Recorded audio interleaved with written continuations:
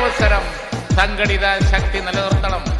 ഓരോ സന്ദർഭത്തിൽ ഓരോന്ന് പറഞ്ഞ് സംഘടിത ശക്തികൾ ഇല്ലാതാക്കുന്നവരാരായാലും ശരി, വിവാദങ്ങൾ ഉണ്ടാക്കുന്നത് ആരായാലും ശരി, അനാവശ്യ വിവാദങ്ങളുടെ പേരിൽ ഭിന്നിപ്പുണ്ടാക്കുന്ന ആരായാലും ശരി, അവരോടൊക്കെ ഒരേ സമീപനമായിരിക്കും. ഈ പണ്ഡിതന്മാരും നേതാക്കന്മാരും തീരുമാനിക്കുന്ന എന്തോ അതായിരിക്കും അന്തിമമായി ഉള്ള നിലപാട് എന്ന് പറയാൻ ഞാൻ ആഗ്രഹിക്കുന്നു.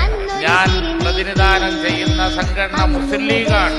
മുസ്ലിം ലീഗിനെ സംബന്ധിച്ചിടത്തോളം ഞാൻ ഈ വേദിയിൽ രാഷ്ട്രീയം പറയില്ല. മുസ്ലിം ലീഗിനെ സംബന്ധിച്ച് സമസ്ത കേരള ജംഇയ്യത്തുൽ ഉലമ ഉൾക്കൊള്ളുന്ന മത കാര്യങ്ങളിലും അതുപോലെ തന്നെ ഉപദേശം വേണ്ട വിഷയങ്ങളിലുമൊക്കെ എന്ത് പ്രശ്നങ്ങൾ രാജ്യത്തുണ്ടെങ്കിലും ശരി, അവസാനം ഈ രാജ്യത്തെ ഏറ്റവും വലിയ പ്രബല രാഷ്ട്രീയ സംഘടന എന്നത് ഞങ്ങൾ വിശ്വസിക്കുമ്പോൾ തന്നെ ഏറ്റവും അങ്ങനെയുള്ള ഒരു അഭിപ്രായം വേണ്ടി വന്നാൽ തീർച്ചയായും ഞങ്ങളെ നേതാക്കന്മാർ പഠിപ്പിച്ചിരിക്കുന്നത് സമസ്ത കേരള ജംഇയ്യത്തുൽ ഉലമയിലേക്ക് തിരിയാനാണ്, പണ്ഡിതന്മാരിലേക്ക് തിരിയാൻ.